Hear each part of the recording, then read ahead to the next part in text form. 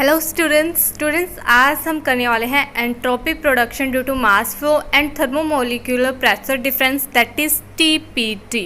Start करने से पहले अगर आप मेरे चैनल पर नए हैं या फिर आपने मेरे चैनल को अभी तक सब्सक्राइब नहीं किया है तो सबसे पहले प्लीज़ सब्सक्राइब कर लीजिए।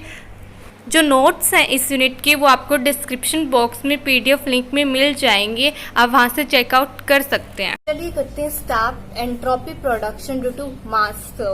ठीक है, जैसे कि पिछले वीडियो लेक्चर्स में हमने एंट्रोपी प्रोडक्शन किया था हीट फ्लो के लिए और केमिकल हमने पोटेंशियल के लिए भी देखा था। ठीक है, तो हमने कंसीडर क्या किया था, सबसे पहले हमने एक क्लोज सिस्टम कंसीडर किया, उसको कंपार्टमेंट में हमने मतलब फेजेस में लिया कि फेज 1 और फेज 2 प्रेजेंट है। यहाँ पे हमारे पास बैरियर लगा हुआ था, सब्सटेंस था वो क्या था, एक फेज से दूसरे फेज में क्या हो रहा था, ट्रांसफर हो रहा था। ठीक है, मान लीजिए ये फेज 1 है, ये फेज 2 है।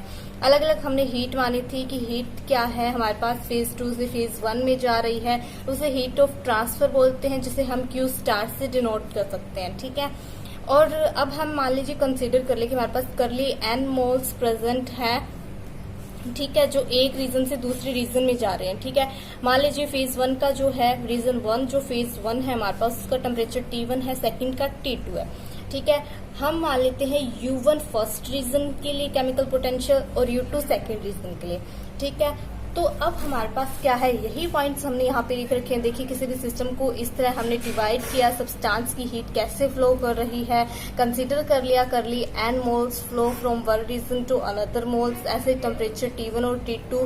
U1 हमने केमिकल पोटेंशियल फर्स्ट रीजन के लिए और U2 chemical potential second reason के लिए। ठीक है, अब according to Gibbs Helmholtz equation क्या होता है, जो फ्री एनर्जी होती है सिस्टम की वो क्या होती है, G equals to H minus TS, यही होती है। यहाँ से हम किसकी वैल्यू निकालें, एंट्रोपी की वैल्यू निकाल लें, क्योंकि हम तो एंट्रोपी प्रोडक्शन चाहिए, तो यहाँ से हम एंट्रोपी की वैल्यू निकाल लेते हैं। एंट्रोपी किसके इक्वल आएगी, S equals to H minus G by में T के इक्वल आएगी। यहाँ से देखिए अगर T को हम इसके नीचे रखें H के, H क्या है, इंथैल्पी है, G क्या है, गिब्स फ्री एनर्जी है, तो H बाय में T माइनस G बाय में T होगा, इसे हमने इक्वेशन 1 नाम दे दिया। ठीक है, अब अगर हम 1 मोल ऑफ सिस्टम के लिए माने, मतलब 1 मोल ऑफ सिस्टम के लिए ले, तो हम बार लगा सकते हैं ऊपर। एंट्रोपी हमारे पास क्या हो जाएगी, पार्शियल मोलर एंट्रोपी। जो हमारे पास एंथैल्पी है वो क्या हो जाएगी, पार्शियल मोलर एंथैल्पी, G बार आ जाएगा। ठीक है, अब देखिए यहाँ से जो हमारे पास G बार होता है, U क्या होता है, केमिकल पोटेंशियल होता है, दैट इज U। हम U लिख सकते हैं, ये क्या हो गया हमारे पास इक्वेशन 2 हो गई। अब हमें इंट्रोपी प्रोडक्शन ड्यू टू इतने जो मैटर्स है हमारे पास, इतने मोल हमने जो मैटर के माने थे जो एक रीजन से दूसरे रीजन में ट्रांसफर हो रहे थे, इसका इंट्रोपी प्रोडक्शन हमें देखना है। ठीक है, तो वो क्या होगा, irreversible equals to S2 bar minus में S1 बार।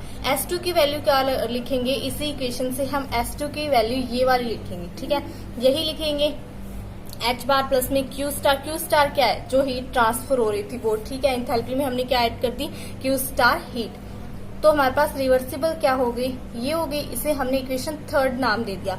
अब मॉडिफाई करें अगर इक्वेशन 2 को, इक्वेशन 2 क्या थी, ये थी, यहाँ से हम U बाई T की वैल्यू अगर फाइंड आउट कर लें तो U by T equals to क्या आएगा, H बार बाय में T माइनस में S बार, यही आएगा।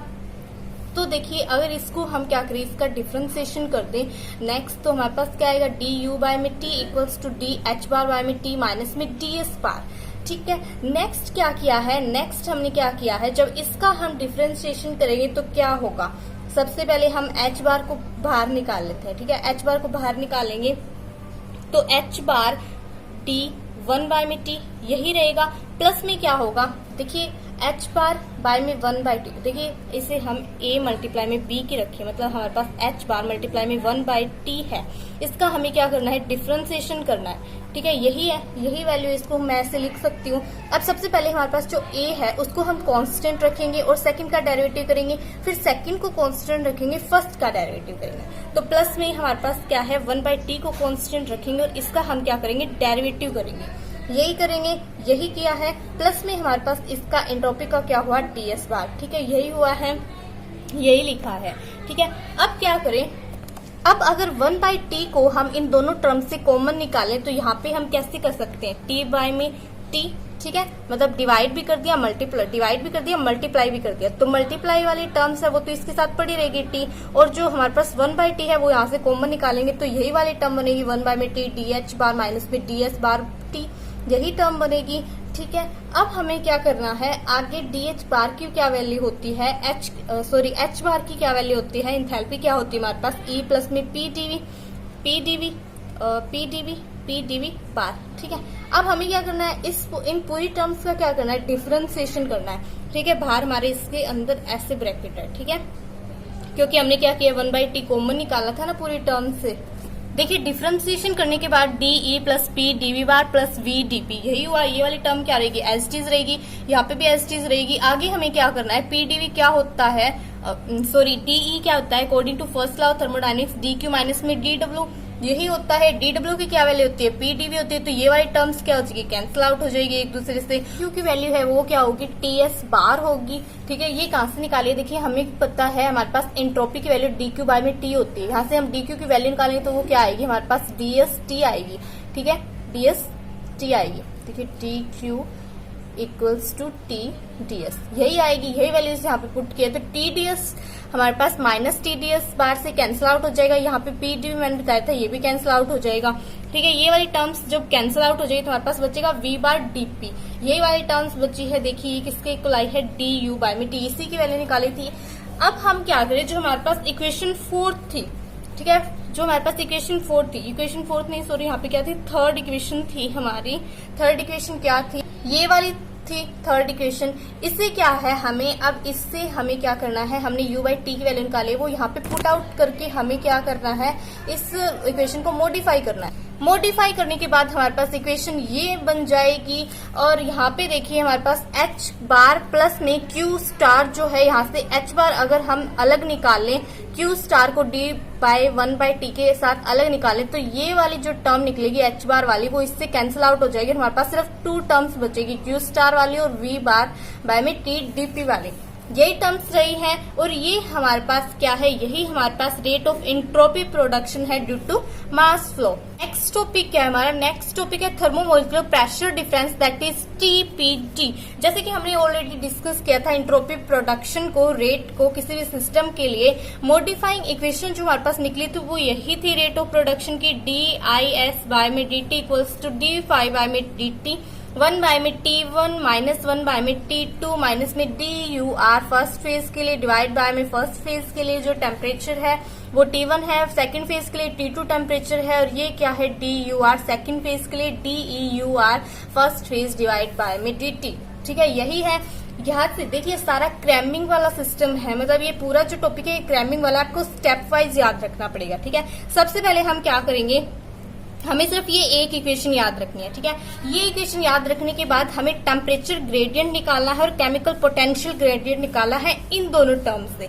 ठीक है, इन्हीं दोनों टर्म्स का यूज करके हम टेम्परेचर ग्रेडियंट और केमिकल पोटेंशियल ग्रेडियंट निकालेंगे। सबसे पहले हम ये निकाल लेते हैं। ठीक है, टेम्परेचर ग्रेडियंट क्या, X। ठीक है, यहाँ से कैसे निकलेगा, देखिए अगर हम क्रॉस मल्टीप्लाई करवाएंगे तो क्या आएगा, T2 minus T1 divide by में T1 मल्टीप्लाई में T2।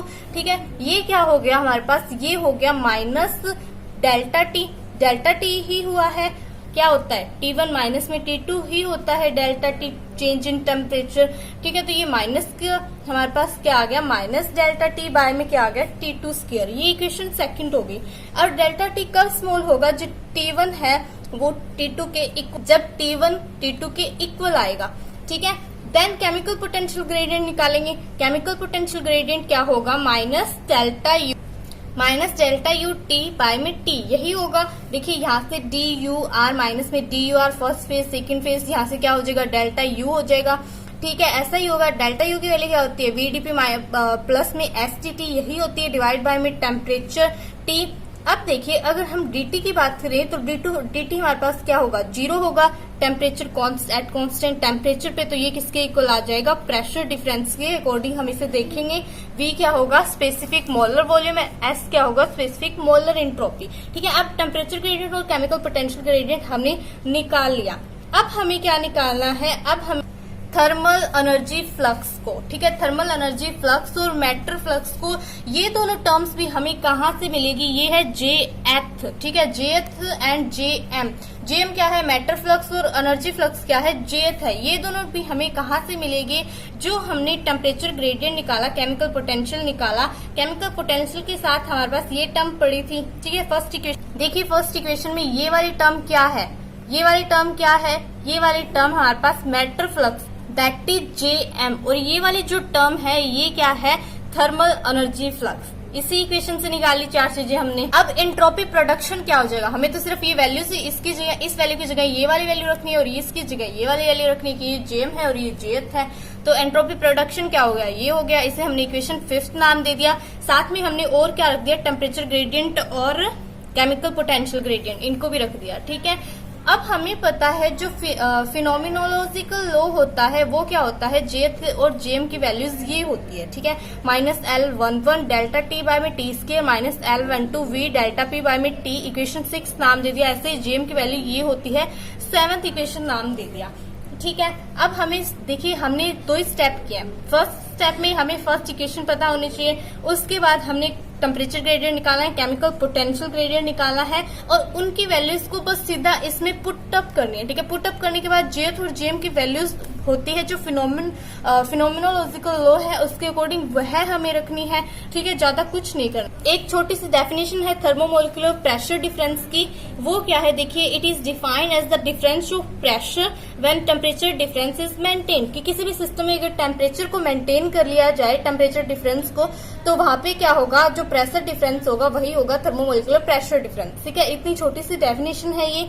डेल्टा P बाय में delta T JM equals to 0। जब हम JM की वैल्यू 0 रख दें तो हमारे पास डेल्टा P बाय में डेल्टा T की वैल्यू क्या आएगी, क्या आएगी वो कैसे निकाल सकते हैं। देखिए JM की वैल्यू 0 पुट कर दे तो ये वाली टर्म क्या आ जाएगी, इस साइड आएगी, वो प्लस में चली जाएगी। यहाँ से हम डेल्टा P बाय में डेल्टा T की वैल्यू निकालेंगे, ये वाली टर्म इस साइड चली जाएगी तो ये वाली आएगी। ठीक है, ये आप करके देख सकते हैं। हमें सिर्फ ये वैल्यू निकालनी है। ठीक है, हमने अभी तक कितने स्टेप किए थे, 4 स्टेप कर लिए थे, ये हमारा 5वां स्टेप हुआ। ठीक है, छठे स्टेप में हमें क्या करना है, हमें थर्मोमैकेनिकल इफेक्ट निकालना है। ठीक है, ये क्या होता है, Jth बाय में JM होता है जब डेल्टा T की वैल्यू 0 हो। ठीक है, ये क्या आएगा, L1 बाय में L12 बाय में L22। ठीक है, जो ये वाली टर्म होती है ये क्या होती है, ये हीट ट्रांसफर होती है, जिसे हम ऐसे भी डिफाइन कर सकते हैं। देखिए energy transfer as per unit transfer of mass. ठीक है, तो इसे हम डिनोट कैसे करते हैं, हीट स्टार, जो हीट ट्रांसफर है उसको Q स्टार से। ठीक है, इससे करते होते हैं। तो ये क्या होगी हमारे पास, हीट ट्रांसफर। ये हमारा कंप्लीट क्या हुआ, ये पूरा ही हमारे पास हो गया जो स्टेप 6 है। ठीक है, हमने 5 स्टेप कर लिए थे, ये छोटा स्टेप हुआ हमारा। ठीक है, उसके बाद हमें TPD और थर्मोमैकेनिकल इफेक्ट में रिलेशन देखना है। अब आप खुद ही बता सकते हैं कि हमने अभी थोड़ी देर पहले टर्म निकाली, टर्म सी वो -L21 बाय में L22 VT। ठीक है, इतनी सी टर्म ज्यादा थी, -1 बाय में T।